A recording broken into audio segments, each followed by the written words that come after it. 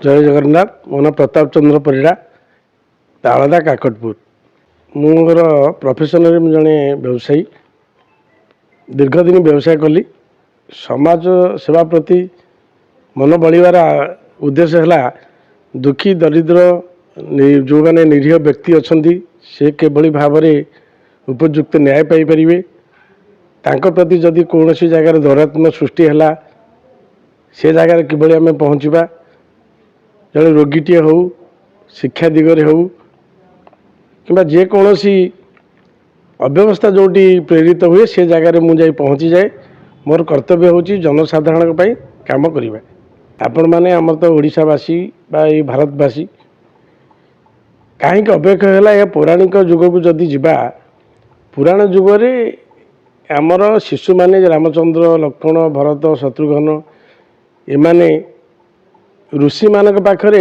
आश्रम विद्यालय रे विद्या अध्ययन करुले।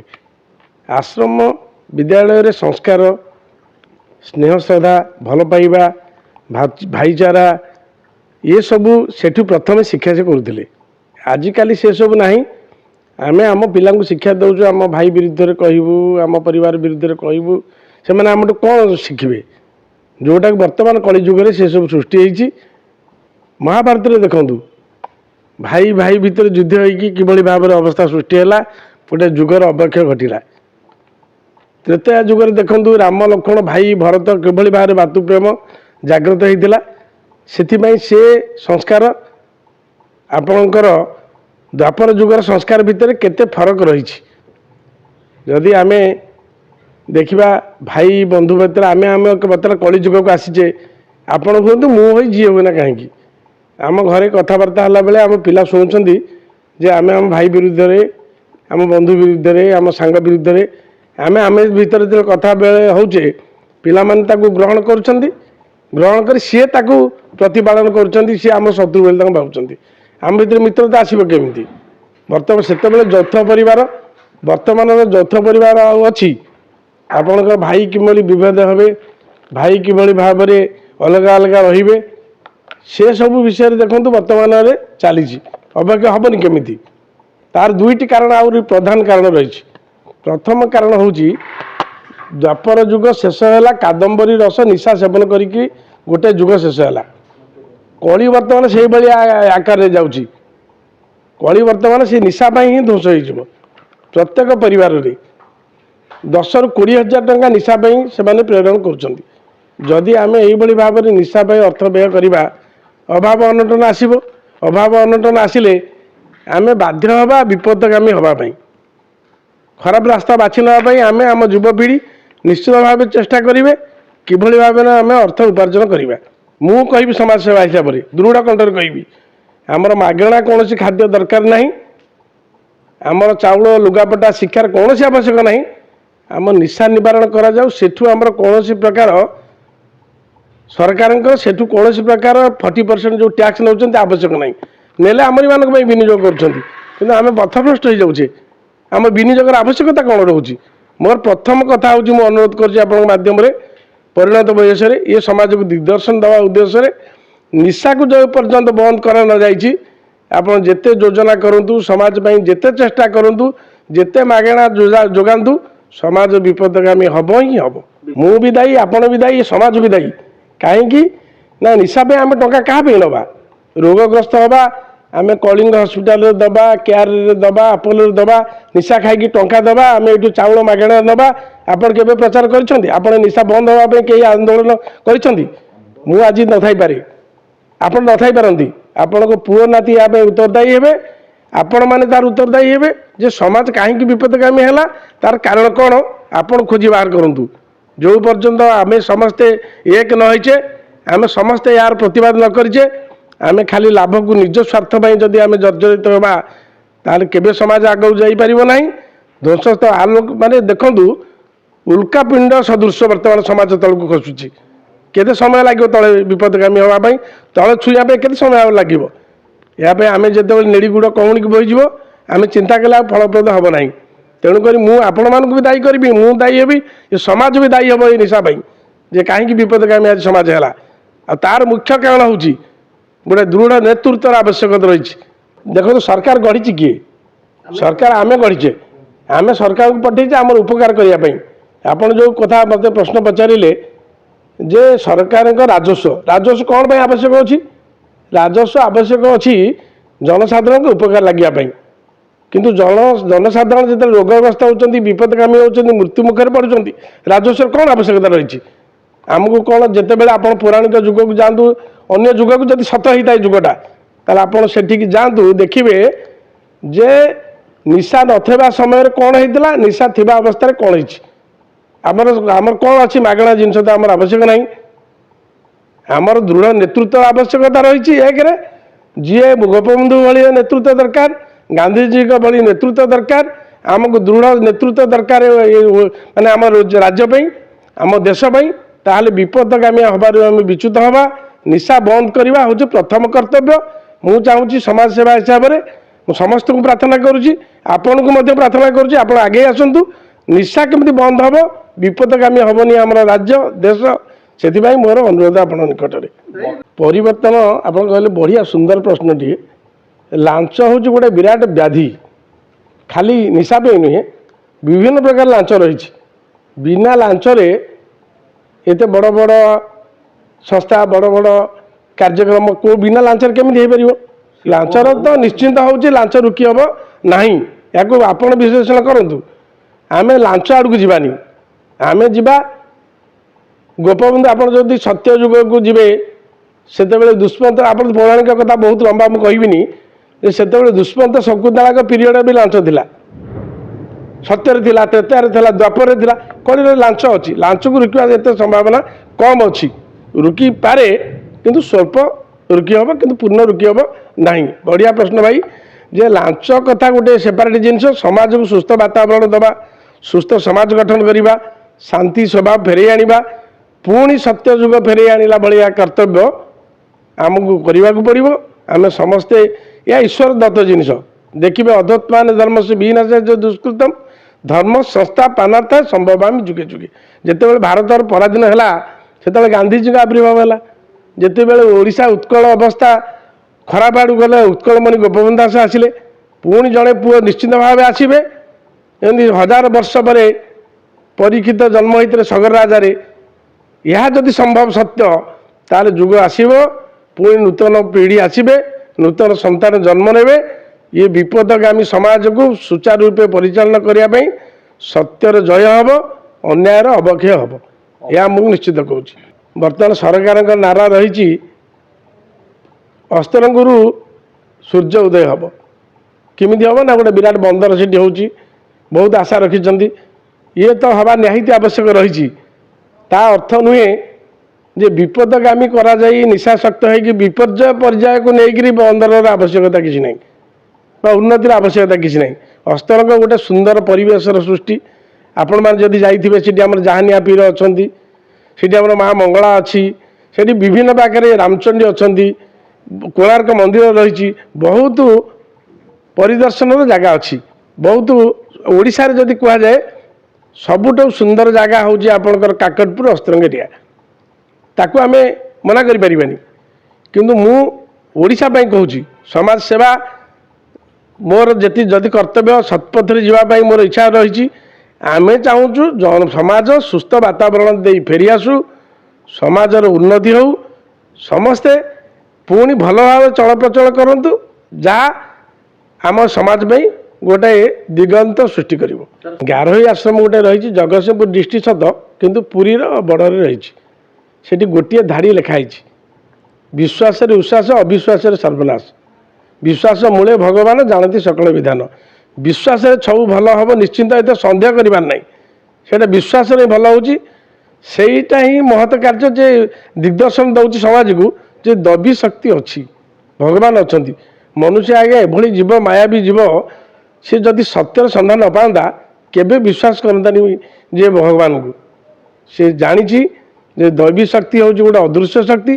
तार शक्ति रही सी गोटे बलय भितर आपन को रखी आपणकर कौन क्षति हेनी आपणकर किसी हम ना जदि दैवी शक्ति आपण निकट में थी एवं होता जो आपणकर ग्रहण लगे गोटे खाद्य कथा आप जानते ताकू लोक अधे विश्वास करना हेतुवादी आप कहना जदि हेतुवादी विश्वास करना आम तो विश्वास करुचे हेतुवादी पुणी कौटे आसिले सेमती लोक अच्छा आप जो कहले विश्वास करने लोक अच्छा विश्वास न करने लोक भी अच्छा कि विश्वास ही विश्वास निश्चिंत विश्वास करूँ तार प्रचार प्रसार आवश्यक रही भल कथा सी आमर जी अग्रगति हवा कथा से अग्रगति होनी हबार आवश्यकता रही कहीं हो पाने तार बहुत कारण रही आमर जगन्नाथंकर एंतुड़ीशाल हूँ आज्ञा आमर काकटपुर सेठी जगन्नाथंकर दारू आसिले माँ कटू संधान नि जाए देउली मठरे आमर अधिया पड़ती आमर महंत माने पंडा माने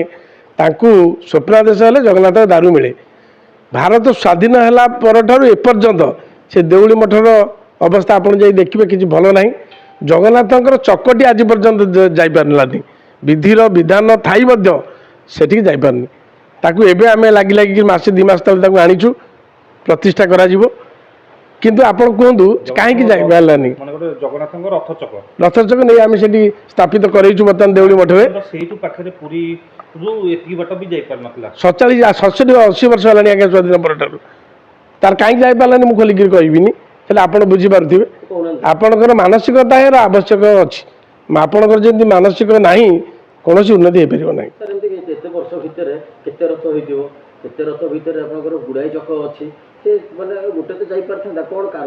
ना मानसिक आवश्यकता आपन को जापर ना जदि आम मानसिक ठीक न करवा किमी से उन्नति हम काकटपुर आने जड़े मानसिक थिबा व्यक्तित्व आवश्यक मुझे दोष देविनी कि मुझे कहि जड़े मानसिक थिबा व्यक्तित्व आवश्यक रही जे कि काकटपुर ये काम करने आवश्यकता रही लीडर कथा मुझे कहबिनी जे कहार मानसिकता समस्त तो आवश्यकता रही कहार मानसिकता नहीं आप तनकी बाहर करेंगे मुझे कहीपरि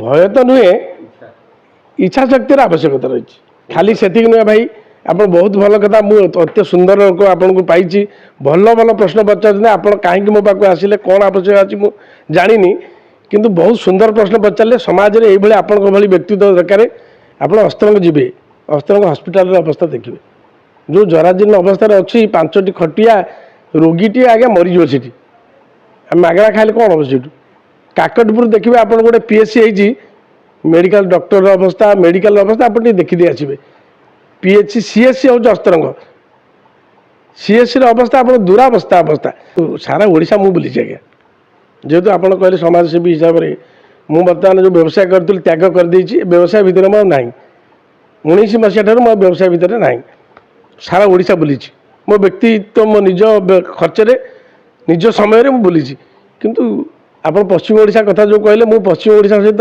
ओतप्रोत भाव जड़ित 20 वर्ष रही पश्चिम ओडिशा तार जो अवस्था भौगोलिक अवस्था अस्त्रंग ना काकटपुर ना ये सब आम काकटपुर ताठू आहरी अबक्ष अवस्था अच्छी अस्त्रंग आहरी अबक्ष अवस्था अच्छी पश्चिम ओडिशा संपूर्ण दीपतल ढाल केमी करेंगे आम तो मागणा खाइले खटे शोले मद पीले सन्ध्या बेले बजार बुलले आम केमी उन्नति करवा कहतु आप कहना आप घर जानी आप गाँव लोक आप गाँव सन्ध्या बेले आप 6टा बेले जी आप गाँव गोटे पिला पाइबे छके मद पीकी मरामरी होते ना कौटी बस खटी करुवे नचेत कौन सरकारी हो निज कार्य भी कर उन्नति केमी हम पान मीनर धानर अंचल हूँ अस्त्रंग काकटपुर लक्ष्मी से अवस्थापन होती धान समय गले पान समय गले आप अत्यंत खुशी हे बहुत भल अंचल टे किंतु सेठी बर्तमान आपड़ एभली अवस्था अच्छी आमको डर मारुची संध्या 6टा पर गाँव को जावाई गाँ अंचल गले आपको भिड़िकी धरवे आप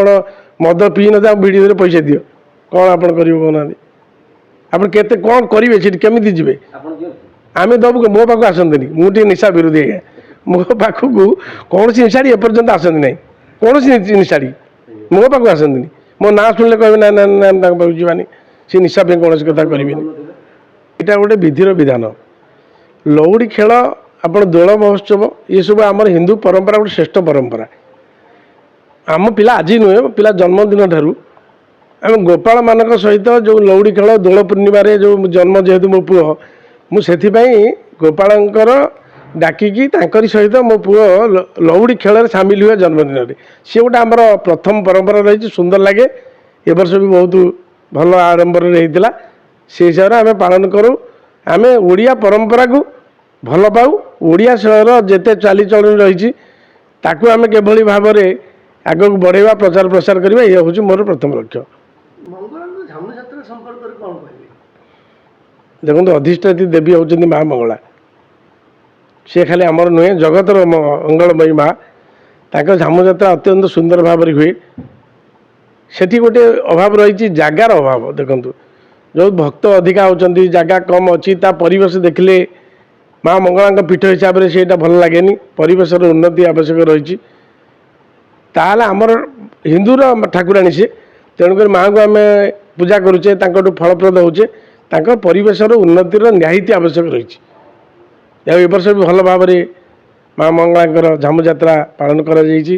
ସେଠି ଆମ ପଞ୍ଚାୟତ ତରଫରୁ, ମୋ ପୁଅ ସରପଞ୍ଚ ତାଳଦା ପଞ୍ଚାୟତର, ସେ ତରଫରୁ ଆମେ ହଜାର ହଜାର ଭକ୍ତଙ୍କ ପାଇଁ ଦହି ପାଣିର ଆରେଞ୍ଜମେଣ୍ଟ କରାଉ। ଏ ବର୍ଷ ବି କରିଥିଲୁ। ବହୁତ ଭଲ ଭାବରେ ଏ ବର୍ଷ ମାଆଙ୍କ ପାଖରେ, ମଙ୍ଗଳାଙ୍କ ପାଖରେ ଝାମୁଯାତ୍ରା ପାଳନ ହେଇଛି। କାକଟପୁର ଦୋଳ ମହୋତ୍ସବ ବିଷୟରେ କ'ଣ କହିବେ? କାକଟପୁର ଦୋଳ ମହୋତ୍ସବ ତୃତୀୟ ବର୍ଷ ଏ ବର୍ଷ ହେଇଛି। ଆମର ଭାରତୀୟ ଜନତା ପାର୍ଟିର ସେକ୍ରେଟାରୀ ଶାରଦା ପ୍ରସାଦ ଶତପଥୀ, ତାଙ୍କ ଉଦ୍ୟମରେ ଏ ବର୍ଷ ପାଳନ କରାଯାଇଛି ଯେ ଆମର ଦୋଳ ମହୋତ୍ସବ ବହୁତ ଉଚ୍ଚକୋଟୀର ଦୋଳ ମହୋତ୍ସବ ପାଳନ କରାଯାଇଛି। ସେଠି ଆମର ମୁଖ୍ୟ ଅତିଥି ଭାବେ ମାନନୀୟ ଉପମୁଖ୍ୟମନ୍ତ୍ରୀ ପ୍ରଭାତୀ ପରିଡ଼ା ମୁଖ୍ୟ ଅତିଥି ହେଇଥିଲେ। ଯାହା ହଉ ବହୁତ ଭଲ ହେଇଛି। ବହୁତ ସର୍ବ ଦଳୀୟ ଭାବରେ ସେଇଟା ପାଳନ କରାଯାଇଛି। ଅତ୍ୟନ୍ତ ଉଚ୍ଚକୋଟୀର ହେଇଛି। ଆମର ଓଡ଼ିଆ ଅସ୍ମିତା, ଓଡ଼ିଶାର ପରମ୍ପରା କିଭଳି ଭାବରେ ପ୍ରତିପାଦନ ହେବ, ଉଜ୍ଜୀବିତ ହୋଇ ରହିବ, ତାହାକୁ ଏ ବର୍ଷ ପାଳନ କରାଯାଇଛି। ସେଥିରେ ମଧ୍ୟ ମୁଁ ସମ୍ପାଦକ ଥିଲି ଆପଣଙ୍କର ସେ କମିଟିର। ଏ ବର୍ଷ ବହୁତ ଉନ୍ନତ ଧରଣର ପାଳନ କରାଯାଇଛି। ଶୁଣନ୍ତୁ, ଗୋଟିଏ ପଦ ରହିଛି, ଇଂରେଜ ହଟିଲେ ମୋଗଲ ହଟିଲେ, ହଟିଗଲେ ସିନା ମରହଟା, ଆଉ ଛାଡ଼ି ଦେଇଗଲେ ଯାହାକୁ କହିବିନି, ତା ଦ୍ୱାରା ଆପଣ ପୂରଣ କରିବେ। ଯେ ଆପଣଙ୍କର ଅସ୍ତରଙ୍ଗର ଅବସ୍ଥା, ଆପଣ ଏତେ ଦୁର୍ଦିନ ବନ୍ୟା ବାତ୍ୟା ପରିସ୍ଥିତି ସୃଷ୍ଟି ହେଲେ ସେ ଅଞ୍ଚଳ ଜଳମଗ୍ନ ହୋଇଯାଏ। ସେଠି ସର୍ପ ଦଂଶନଠୁ ଆରମ୍ଭ କରି, ଗୋମାତାଙ୍କଠୁ ଆରମ୍ଭ କରି ସମସ୍ତେ ହତୋତ୍ସାହ ହେଇଯାଆନ୍ତି।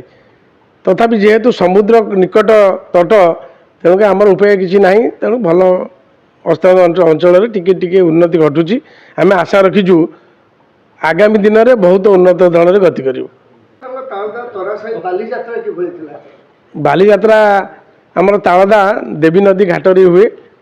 କଟକ ବାଲିଯାତ୍ରାର ସମକକ୍ଷ ପ୍ରାୟ ସେଠି କରାଯାଏ। ସେଠି ବହୁତ ଉନ୍ନତ ଧରଣର ବାଲିଯାତ୍ରା। ଆପଣମାନଙ୍କୁ ଆମେ ଏ ବର୍ଷ ନିମନ୍ତ୍ରଣ କରିବୁ, ଯାହା ଆପଣମାନେ ଯିବେ। ବହୁତ ସୁନ୍ଦର ପରିବେଶରେ ସେ ସୃଷ୍ଟି ହୁଏ। ତ୍ରିବେଣୀ ସଙ୍ଗମ ସେ ଜାଗା, ସେଠି ସେଇ ଜାଗାରେ ହିଁ ଆମର ବାଲିଯାତ୍ରା ହୁଏ। ଅତ୍ୟନ୍ତ ସୁନ୍ଦର ଭାବରେ ହୁଏ। ସମମଣି ଗୋପବନ୍ଧୁ ଦାସଙ୍କ ଜୀବନୀ ବହି ଗୋଟିଏ ଅଛି, ଆପଣ ପଢ଼ିବେ। ସେଥିରେ ଲେଖା ହେଇଛି, ଆପଣଙ୍କର ସୁଖ ସ୍ୱାଚ୍ଛନ୍ଦ୍ୟ, ବେଶ ପୋଷାକ, ଧନ ଜୀବନ ଯୌବନ ସବୁ ପରିତ୍ୟାଗ କଲେ ସମାଜ ସେବା କରିବା। ଆପଣ ବୁଝିପାରିଲେ? ସେଥିରେ ଧନର ଆବଶ୍ୟକ ନାହିଁ। ସେଥିରେ ଏସବୁ ପରିତ୍ୟାଗ କଲେ ଆପଣ ଜନସେବା କରିବେ। ଏସବୁ ପରିସର ଭିତରେ ରହିଲେ ଆପଣ ଜନସେବା କରିପାରିବେନି। ଉତ୍କଳମଣି ଗୋପବନ୍ଧୁ ଦାସଙ୍କ ଲେଖା ଏଇଟା। ଆଜ୍ଞା, ଆପଣ ତ ଜନସେବା କରୁଛନ୍ତି, ଆପଣ ସମାଜ ସେବାରେ ଅଛନ୍ତି। ମୁଁ ସେଥିପାଇଁ ଜନସେବା କରିବା କଥା କହିଲିନି, ମୁଁ ରାଜନୀତି କରିବା କଥା। ସେଇଟା ମୁଁ ଗୋଟେ ଚାଲିଥିଲା ଯେ ଯାହା ପାଖରେ ଟଙ୍କା ଅଛି ତାକୁ ଟିକଟ ମିଳିବ। ସେଇ କଥା ମୁଁ ଆପଣଙ୍କୁ ଗୋଟେ କଥା କହିଲି ଯେ ଭଗବାନ କହିଛନ୍ତି, ଦୁଇପଦ କଥା କହିଲି ଆପଣ, ଗୋଟିଏ ଗୋପବନ୍ଧୁ କଥା, ଆଉ ଗୋଟେ ହେଉଛି ଭଗବାନ କହିଛନ୍ତି ଆପଣଙ୍କୁ ଧନ, ଆପଣଙ୍କୁ ଶିକ୍ଷା, ଆପଣଙ୍କୁ ଜ୍ଞାନ, ଆପଣଙ୍କୁ ଯେତେ ଗୁଡ଼ିଏ କ୍ଷମତା ଦେଇଛି, ବୁଦ୍ଧି ବିବେକ ଦେଇଛି, ସେ ଅନ୍ୟ ଲୋକଙ୍କର କାର୍ଯ୍ୟରେ ଲଗେଇବା ପାଇଁ ମୁଁ ତୁମ ପାଖରେ ଦେଇଛି। ସେ ତୁମର ନୁହେଁ, ବୁଝନ୍ତୁ ଆଜ୍ଞା। ସେ ସବୁ ମୁଁ ଦେଇଛି ଅନ୍ୟର ଉପକାର ଲାଗିବା ପାଇଁ। ଯଦି ତୁମେ ତୁମର ଲୋଭରେ ମୋହରେ ତୁମେ ତୁମ ପାଖରେ ରଖିବା ପାଇଁ ଚାହିଁବ, ମୁଁ ଯେକୌଣସି ମୁହୂର୍ତ୍ତରେ ତୁମଠୁ ଉଚ୍ଛେଦ କରିଦେଇପାରେ। କିଏ କହିଛନ୍ତି? ଈଶ୍ୱର କହିଛନ୍ତି। ତେଣୁକରି ଆପଣ ଯେଉଁ ପ୍ରଶ୍ନ କଲେ ରାଜନୀତି ପାଇଁ ନୁହେଁ, ଧନ ମୋର ନୁହେଁ, ଧନ ଈଶ୍ୱରଙ୍କର। ସିଏ ଦେଇଛନ୍ତି କ'ଣ ପାଇଁ? ଆପଣଙ୍କୁ କହିଲି ଏଇ କାର୍ଯ୍ୟ କରିବା ପାଇଁ। ଯେକୌଣସି ବ୍ୟକ୍ତିତ୍ୱକୁ ଯାଆନ୍ତୁ, ଆପଣ କ'ଣ ବହୁତ ବଡ଼ ବଡ଼ ଧନୀ ଯାଆନ୍ତୁ, ଟାଟାଠୁ ଆପଣଙ୍କର ଦେଖନ୍ତୁ ଏବେ ନିକଟରେ 75% ଡୋନେଟ୍ କରିଥିଲେ ଆମର ଅନିଲ ଅଗ୍ରୱାଲ। ଆପଣ ସବୁ ଜାଣିଥିବେ ଯେ ତାଙ୍କ ତୁଳନାରେ ଆମେ କ'ଣ, ଆମ ପାଖରେ 100 ଟଙ୍କା ଅଛି, ଆମେ 90 ଟଙ୍କା ଖର୍ଚ୍ଚ କରିଦେବା ପାଇଁ ପ୍ରସ୍ତୁତ ଅଛୁ, 10 ଟଙ୍କା ଆମ ପାଇଁ ରଖିବୁ। କିନ୍ତୁ ଧନ ଆମର ନୁହେଁ, ଧନ ହେଉଛି ଈଶ୍ୱରଙ୍କର। ଆପଣମାନଙ୍କ ପାଖରେ ଧନ କାହିଁକି ନାହିଁ କହିଲେ ମୋତେ ଟିକେ? ଆପଣମାନେ ଯଦି କୋଟି କୋଟି ଟଙ୍କାର ମାଲିକ ହେଇଥାନ୍ତେ ଆପଣ କେବେ ସାମ୍ବାଦିକ ହେଇନଥାନ୍ତେ। ଆପଣଙ୍କୁ ଧନ ଦେଇନି ଭଗବାନ ସେଥିପାଇଁ ଯେ ଯାଇ ଜନତାଙ୍କ ଉପକାର କର। ଯଦି ଆଜ୍ଞା 5 ଟଙ୍କା ଆପଣଙ୍କୁ 5 କୋଟି ଟଙ୍କା ଦେଇଦେବି ଆପଣ କାଲି ସକାଳେ ଆସିବେ ବୁମ୍ ଧରିକି ଆସିବେ କି ଆଜ୍ଞା। ତେଣୁକରି ମୋର କହିବା କଥା ଧନ ସେଥିପାଇଁ ଦିଏନି, ଧନ ଦେଇଛନ୍ତି ଅନ୍ୟର ଉପକାର କରିବା ପାଇଁ। ସତ ନା ମିଛ କଥା କୁହନ୍ତୁ? କିନ୍ତୁ ତାହେଲେ ଏବେ ଯୋଉ ଯେତିକି ରାଜନେତା ସବୁ ଆସିଲେ କାହିଁ କହିଲେ ଆମେ ରାଜନୀତିକୁ ଆସୁଛୁ ସମାଜ ସେବା କରିବାକୁ, ଆମ ପଇସାକୁ ଆମେ ସମାଜ ସେବାରେ ଲଗେଇବାକୁ ରାଜନୀତିକୁ ସେଥିପାଇଁ ଓହ୍ଲେଇଲୁ, କାହିଁ କହିଲେ? ପଇସାକୁ ସମାଜ ସେବା ଲଗାଇବା ପାଇଁ ନୁହେଁ, ପଇସା ତ ଅନ୍ୟର ଉପକାର କରିବା ପାଇଁ ଆଣିଛନ୍ତି। ଠିକ୍ କଥା ପ୍ରଶ୍ନଟିଏ ଯେ ଧନ ହେଲେ ସମାଜ ସେବା କରିହୁଏ। ମୁଁ ଜଣେ ରାଜନେତାକୁ ପ୍ରଶ୍ନ ପଚାରିଥିଲି, ମୁଁ କହିଲି ଭାଇ ଜନସେବା କରିବା ପାଇଁ ଧନର କ'ଣ ଆବଶ୍ୟକ ରହିଛି, କ୍ଷମତାର କ'ଣ ଆବଶ୍ୟକ ରହିଛି? ଆମେ ତ ଗୋପବନ୍ଧୁଙ୍କ ହିସାବରେ ସେ ଆବଶ୍ୟକ ନାହିଁ, ଆମେ ତ କରିପାରିବା। ସିଏ ମୋତେ ଉତ୍ତର କରିଥିଲେ, ଆପଣ ଗୋପବନ୍ଧୁ ଦାସଙ୍କର ଜୀବନୀ ଯଦି ପଢ଼ିଛନ୍ତି, ଯିଏ ସେ ଆମ ବିହାର ଆଉ ଓଡ଼ିଶାର ସେ ବିଧାନସଭାରେ ଥିଲେ, ଯଦି କ୍ଷମତାରେ ଥିଲେ ସେ ରାଜନୀତି କରୁଥିବେ ଜନସେବା କଲେ କେମିତି? ତାହେଲେ କ୍ଷମତାର ଆବଶ୍ୟକ ରହିଛି, ଧନର ଆବଶ୍ୟକ ରହିଛି, ତେବେ ଆପଣ ସମାଜର ସେବା କରିପାରିବେ।